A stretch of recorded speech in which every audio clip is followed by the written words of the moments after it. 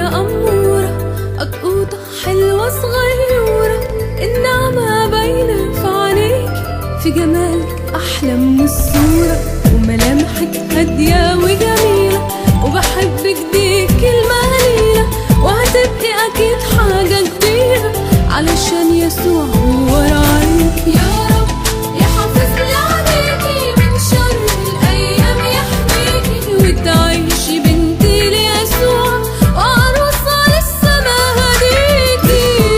ساكنة في بالك وكنيسته في الدنيا مكانك، ده أنا بدعي دايما علشانك، وبصلي من قلبي ليكي.